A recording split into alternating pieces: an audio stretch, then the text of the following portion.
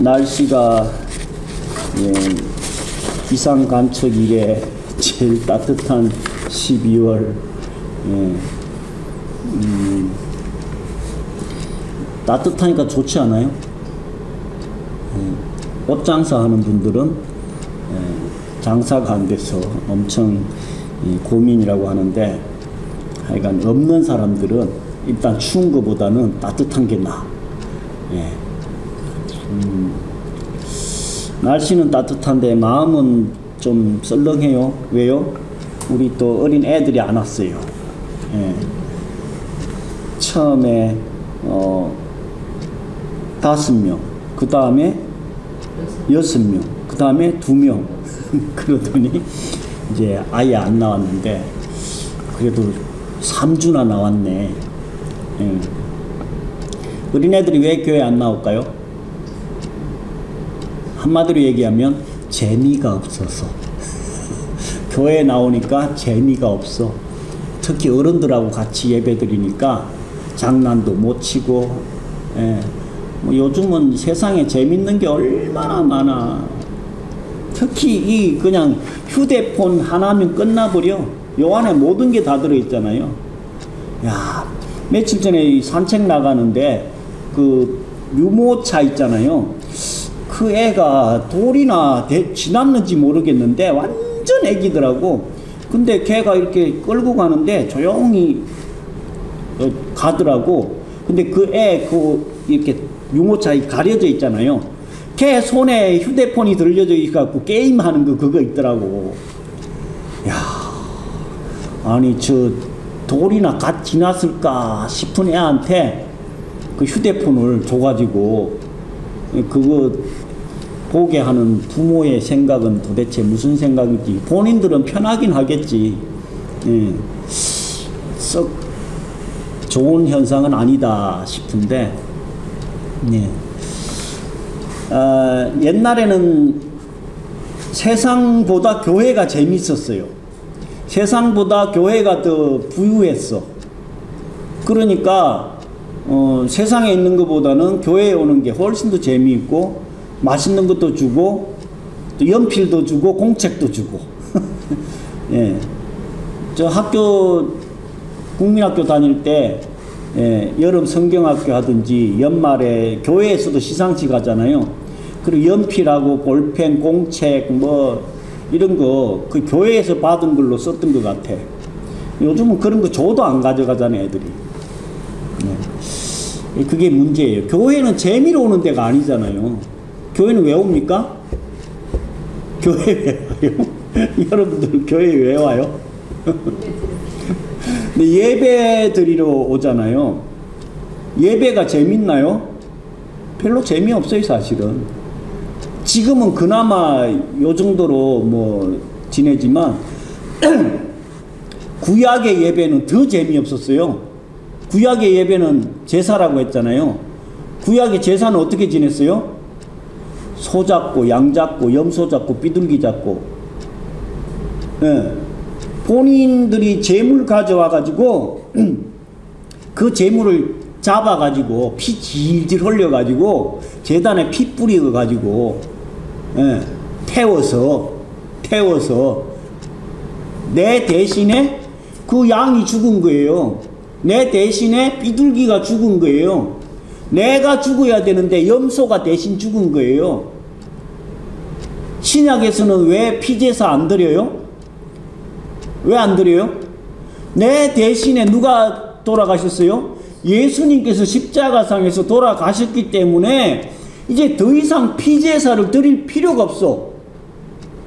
예수님께서 그 보혈을 다 흘리셨기 때문에 더 이상 우리는 피제사 안 드리는 거예요.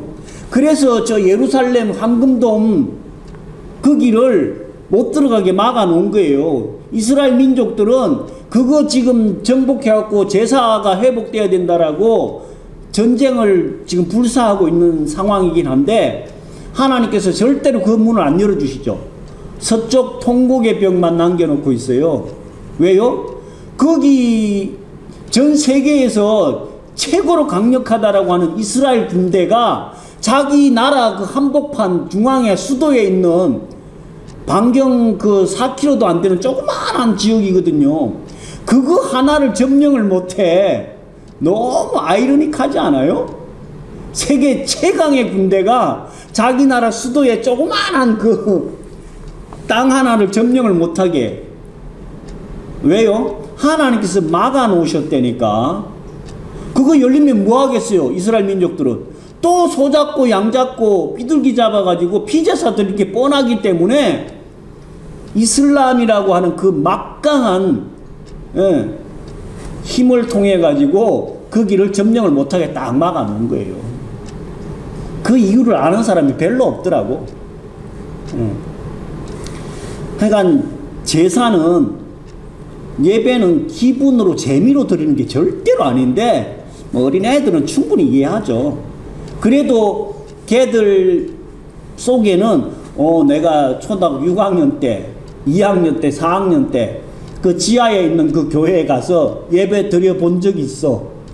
영적 기도도 했어. 예수님이 어떤 분인지 대충은 들었어. 예. 저도 지금 어릴 때 그 주일학교 다녔던 그 기억이 생생하거든요. 예. 그래서 그러니까 예배는 하나님께서 십자가상에서 우리를 위해서 희생 제물로 돌아가신 것에 대한 감사, 이걸로 드리는 거예요. 재미로 드리는 게 아니고. 복 받으려고? 예, 그건 그냥 보너스라니까. 복은 보너스로 따라오는 거예요. 그러면서 그 예수 그리스도를 믿고 주님 오실 때까지 계속 예배하고 찬양하고 가면 마지막에는 어디가 종착역이 어디예요? 천국 영생이라니까. 열린 천국문 내가 들어가서 영원히 하나님 찬양하고 경배하고 예배하는 복된 삶을 살아가는 존재가 된다. 예. 그것 때문에 우리는 지금 이 시간에 여기 있는 거예요. 그래서 예배가 얼마나 소중한지 몰라요. 예. 믿고 영접한 자들에게는 하나님의 자녀가 되는 권세를 줬다니까. 예. 세상 어느 종교에 자기가 믿고 있는 신을 아버지라고 부르는 종교가 어딨냐고. 우리는 하나님 아버지, 하나님 아버지. 그냥 무의식 중에 하나님 아버지라고 부르지만, 예, 하나님 아버지라고 부르는 그 순간 우리는 뭐가 되는 거예요? 하나님의 자녀가 되는 거잖아요. 예, 마지막 때에 우리는 아버지 집으로 간다니까? 우리 아버지 집이 어디예요? 하늘나라거든요. 천국이거든요. 그래서 우리는 아버지 집으로 가는 거예요. 웃기고 있네. 그런 게 어딨어. 하나님이 어딨어. 지옥이 어딨고. 아유 나 지옥 갈래. 전도 나가보세요. 어린 애들도 그러고 어른도 그렇고 나 지옥 갈 거예요. 그거 주지 마세요. 나중에 죽으면 지 아버지가 사단 마귀니까 그 집으로 가는 거예요. 지옥으로 가는 거예요.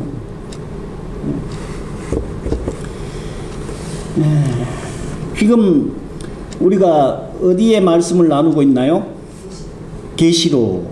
지난주에는 어느 교회에 관해서 말씀 전했을까요? 버가모. 예. 에스빌라. 예. 에스버두 사빌라. 에스버두 사빌라. 예. 예. 그래서 버가모 교회에서 관해서 말씀을 전했는데, 다시 한번 복습을 해보면 첫 번째 교회가 어디였어요? 에베소 교회. 에베소 교회의 가장 큰 문제가 뭐였어요? 첫사랑을 잃어버린 것이 가장 큰 문제였어요.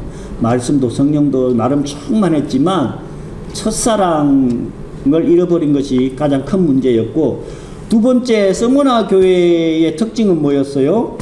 책망을 안 받았어. 정말 초라하고 작은 교회, 환난과 핍박이 많고 순교자를 많이 배출한 교회, 서머나 교회. 폴리캅이 대표적인 인물이었죠.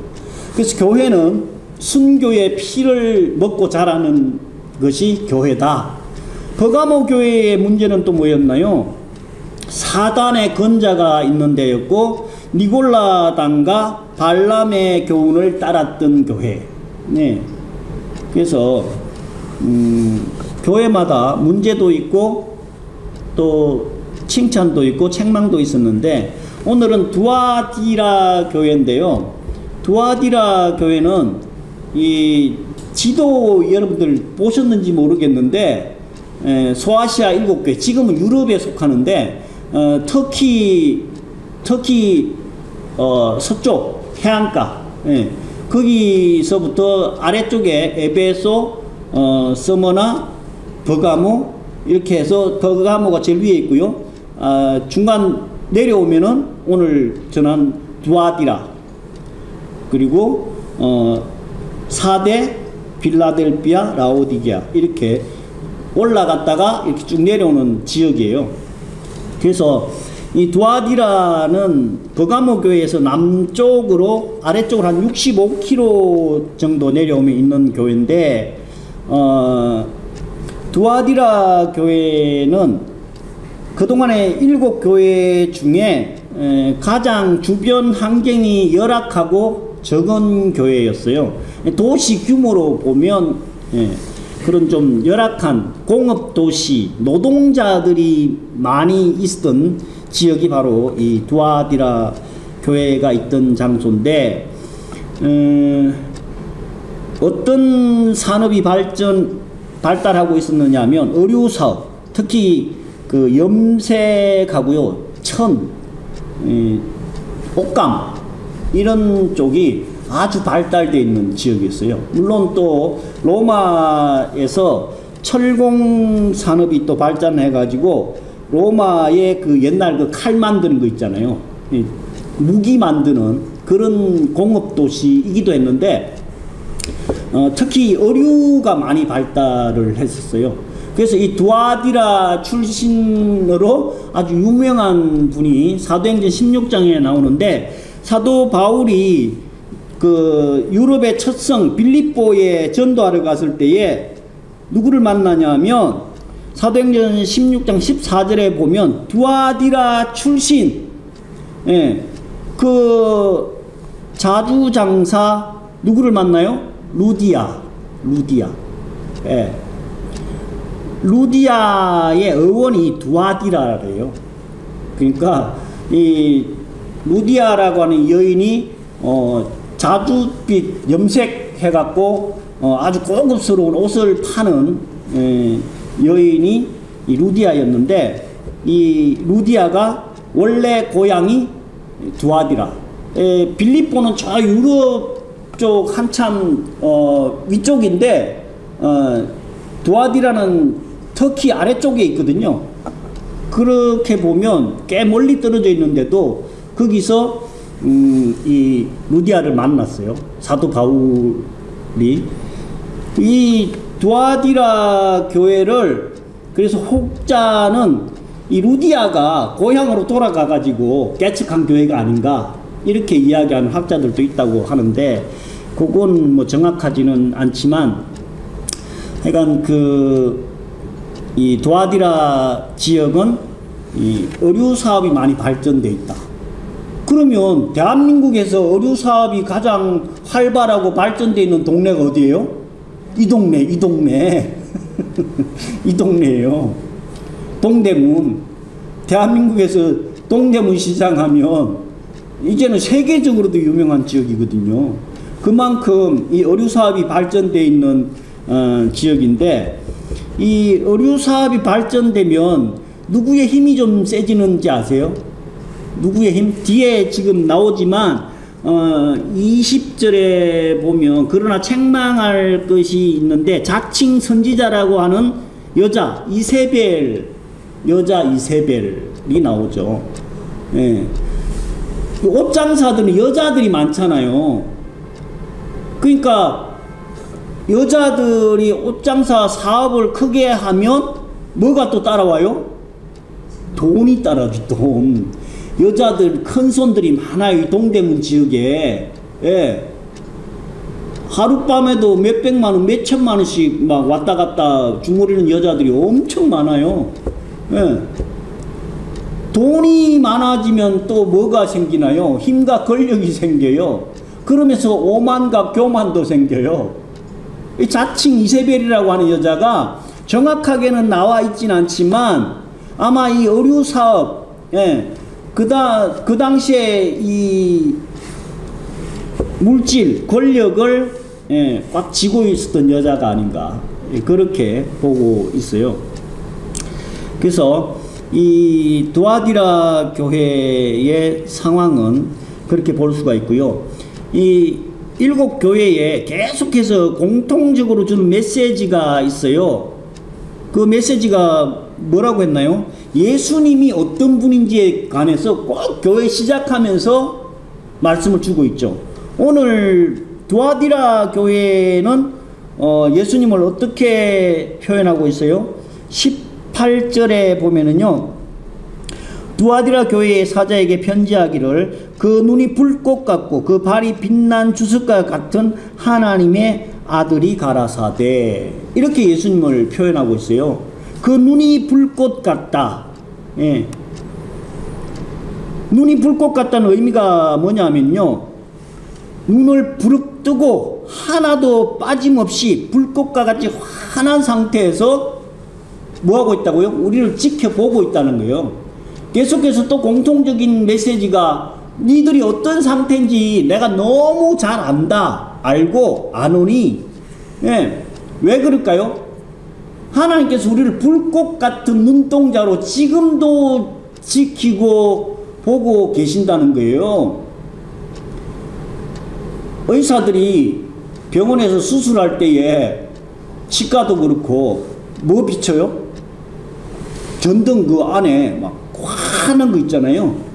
막 나는 처음에 저게 왜 저렇게 막 밝은 전기 전등을 쓰나 했어요.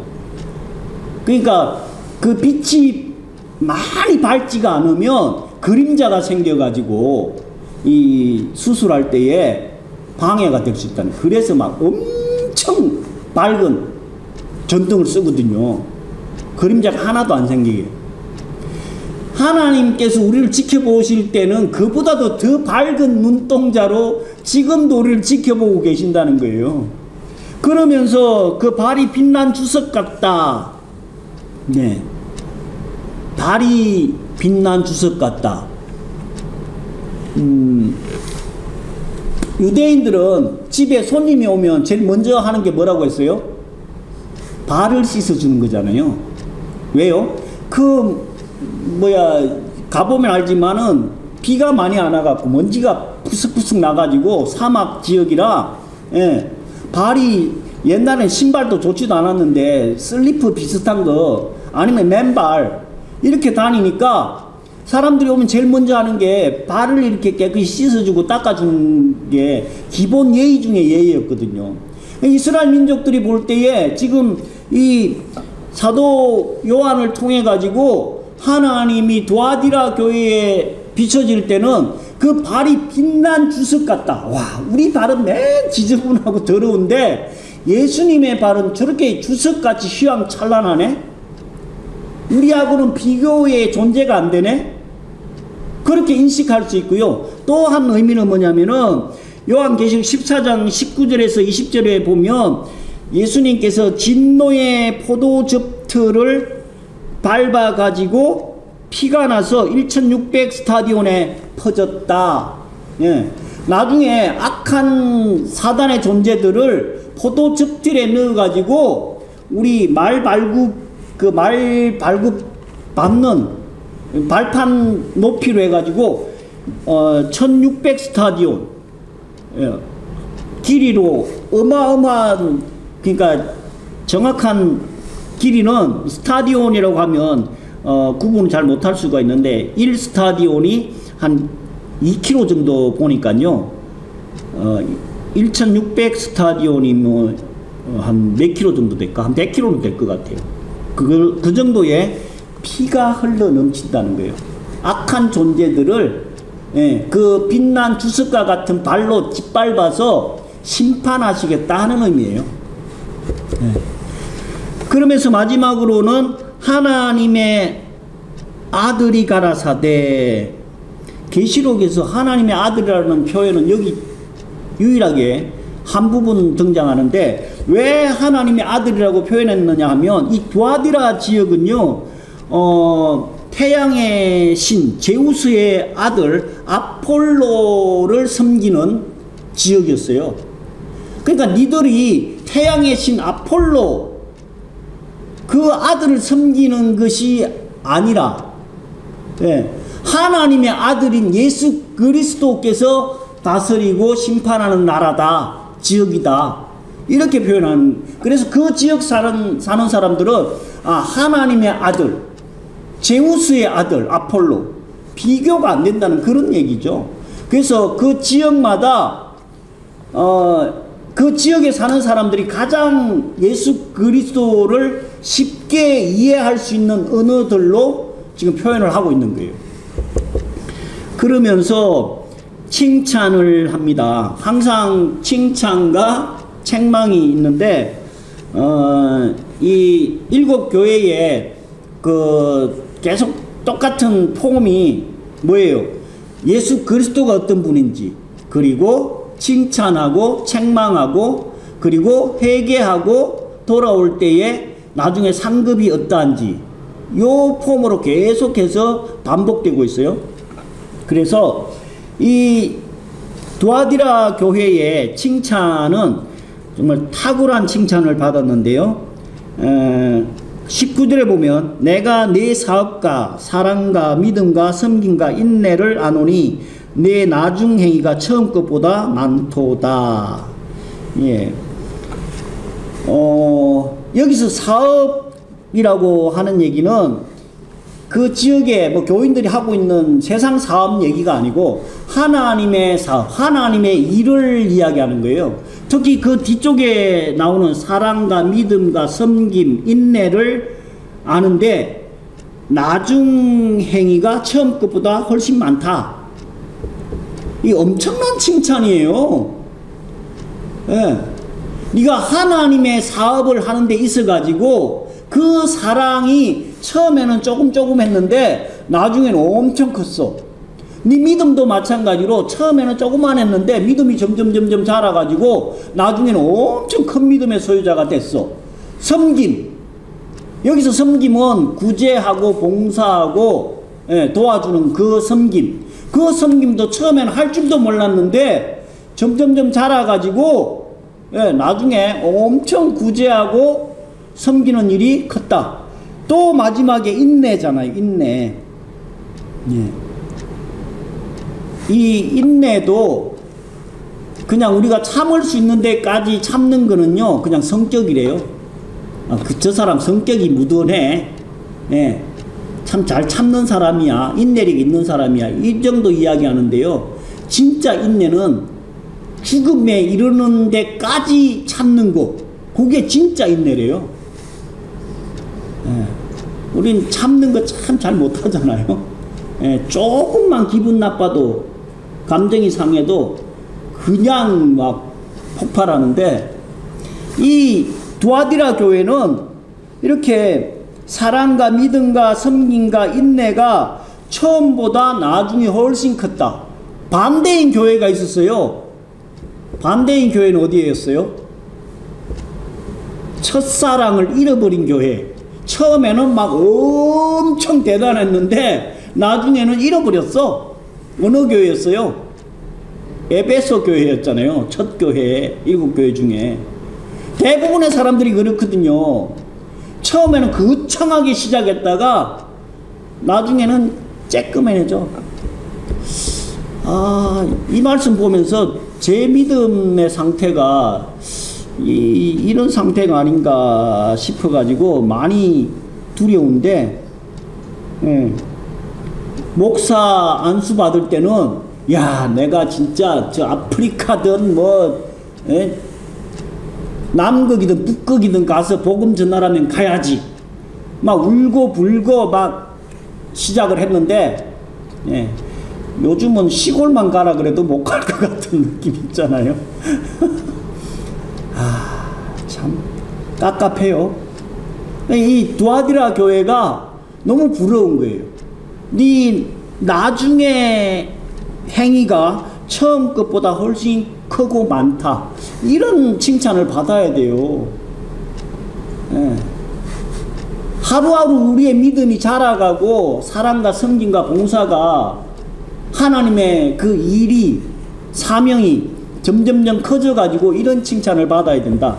그런데 책망할 게 있대요. 예. 책망할 게 있는데 자칭 선지자라고 하는 여자 이세벨을 용납해서 그 이세벨이 종들을 가르쳐 깨어 행음하고 우상의 제물을 먹게 했다. 네. 이 이세벨이 나오는 성경이 어딘지 아십니까? 열왕기상 16장에 나오는데요. 이 북이스라엘의 7대 왕 아합 왕의 와이프, 왕비. 네. 이 아합 왕이 외교를 잘해가지고 그때 시돈의 공주 이세벨을 아내로 맞이했어요. 이 시돈은 저기 지중해 위쪽에 있는 지역인데 이방인 땅인데 거기 있는 여자를 데려와 가지고 결혼함으로 인해 가지고 외교를 좀 원활하게 하려고 이 이세벨을 데려왔는데 이세벨이 올 때 누가 같이 왔느냐 하면요 그 제사장 있잖아요. 제사장 특히 바알을 섬겼는데 그 제사장을 같이 데리고 온 거예요. 그래가지고 이 여자가 힘이 자꾸 세지니까 이스라엘 민족들은 하나님을 섬겨야 되는데 누구를 섬기라고 하냐면 바알을 섬기라고 하는 거예요. 그래서 이때 아주 유명한 선지자가 있죠. 누구예요? 엘리야 선지자. 갈멜산에서 850대 1로 불을 내려갖고 누가 진정한 신인지를 알아보자 해가지고 대결을 벌였던 엘리야 선지자가 활동했던 그때의 이야기예요. 그래서 북이스라엘의 가장 악한 왕, 제일 대표적인 왕이 누구냐? 아합 왕이에요. 아합 왕. 남유다의 가장 악한 왕은 누구예요? 므낫세, 히스기야의 아들 므낫세. 이 두 왕 때문에 이스라엘이 망했다라고 해도 과언이 아니에요.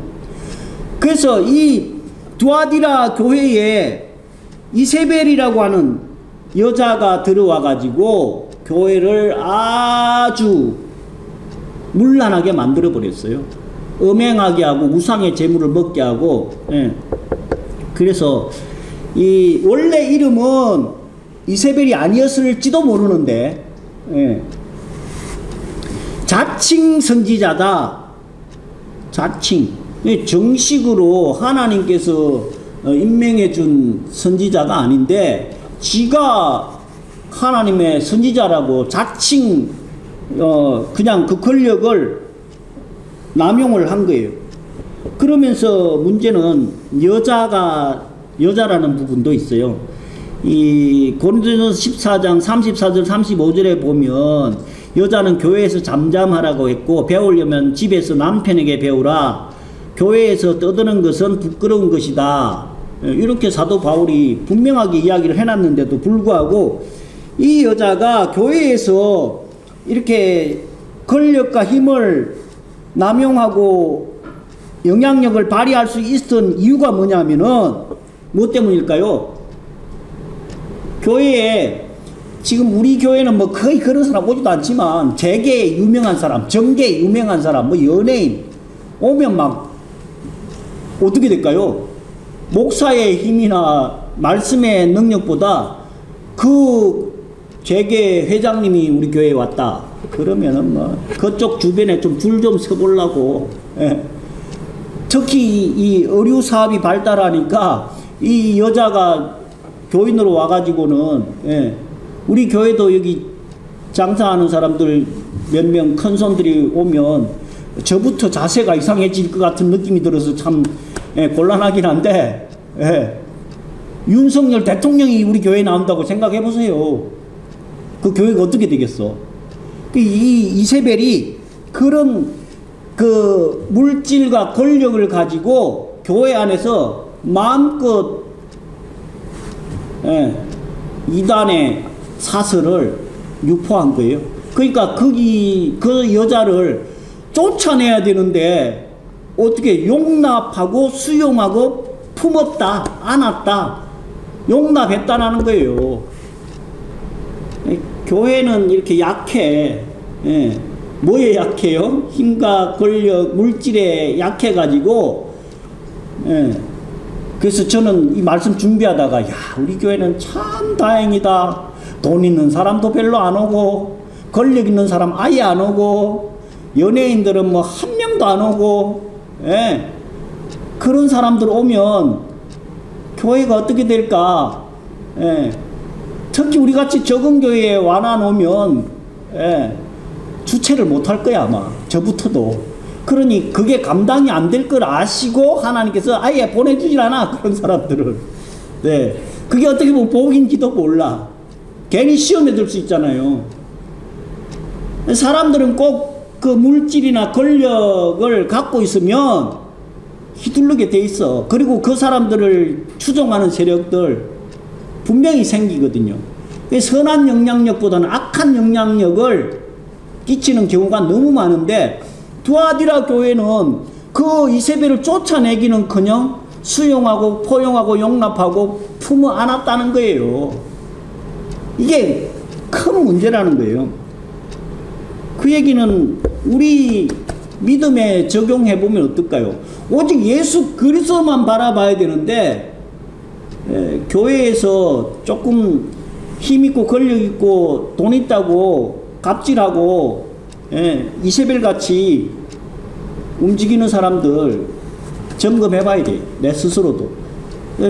옛날에는 그런 이야기들이 많았잖아요. 교회 세울 때에 장로님이 헌금을 많이 해가지고 거기서 장로님이 좌지우지 하려고 하는 그런 교회들, 문제 있는 교회들 많이 들어보셨잖아요. 영적인 이세벨이라는 거예요.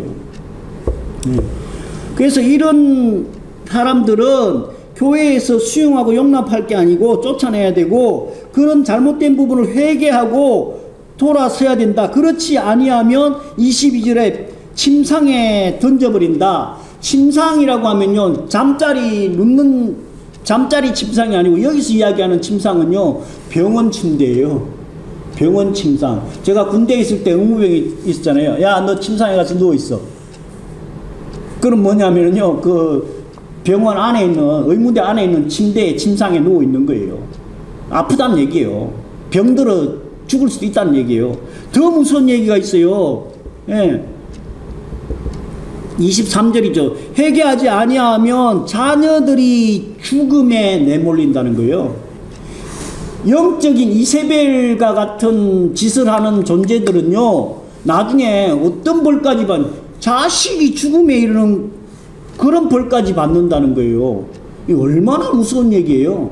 내가 잘못되는 거는 내 잘못이기 때문에 당연하지만 그 벌이 자식에 이르러 가지고 자식이 죽는 데까지 간다는 거예요. 작년 여름에 제가 그런 경험을 직접 했거든요.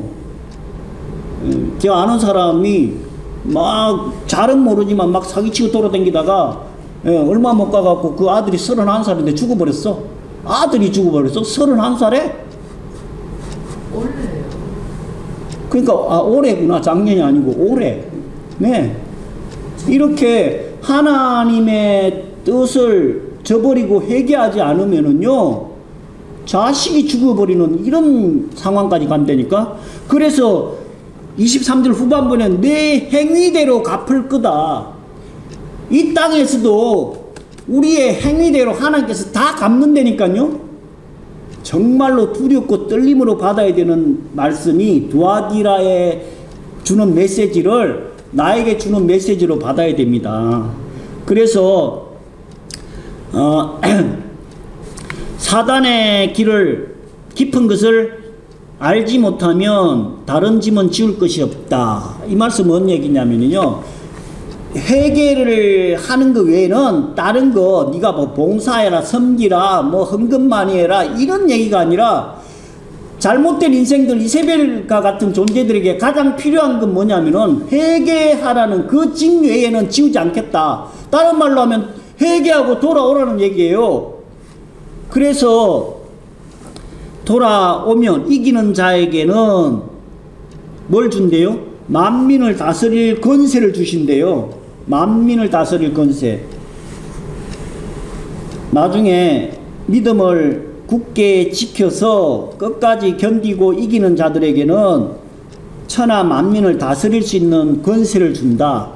예, 하나님께서 주신다고 하니까 어떤 형태일지는 몰라도 분명하게 약속하고 있기 때문에 예, 그런 권세를 주실 것이고, 그가 예수 그리스도께서 철장으로 질그릇 깨뜨리듯이 깨뜨릴 거다. 예, 회개하지 아니하고 영적인 이세벨 같이 계속 그 길로 가버린다고 하면 질그릇 같이 철장으로, 아까 이 두아디라 지역은 철공업이 발달했다고 했잖아요. 무기, 철퇴, 칼 이런 걸 많이 만들었는데, 니들이 그 만들고 있는 그 철장, 철퇴를 가지고 질그릇 깨뜨리듯이 깨뜨려 버리겠다. 그래서 빨리 회개하고 돌아오라는 메시지를 주고 있고요. 그래서 내가 또 뭘 주시겠대요? 28절에 보면 새벽별을 주리라. 새벽별이 누구일까요? 무엇일까요? 요한계시록 22장, 나중에 보게 되겠지만 요한계시록의 마지막 장 22장이거든요. 22장 16절에 보면 나 예수는 교회들을 위하여 내 사랑을 보내어 증거하노니 나는 다윗의 뿌리와 자손이니 곧 광명한 새벽별이라. 광명한 새벽별이 누구라고요? 예수 그리스도라는 거예요. 이기는 자들에게는 만민을 다스리는 권세를 주고 새벽별 예수 그리스도와 함께 영원히 하나님 나라에 거할 수 있는 새벽별을 우리에게 주겠다는 거예요. 엄청난 복입니다.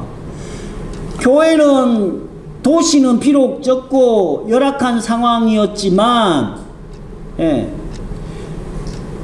두아디라 교회를 통해 가지고 그런 환경 상황을 극복하면서 끝까지 믿음 지키고 나중 행위가 처음보다 많아지는 하나님의 자녀들에게는 만민을 다스리는 권세, 새벽별 예수 그리스도와 함께 영원히 거하는 특별한 복을 우리에게 주시겠다는 메시지가 두아디라를 통해서 오늘 우리에게 주는 메시지입니다.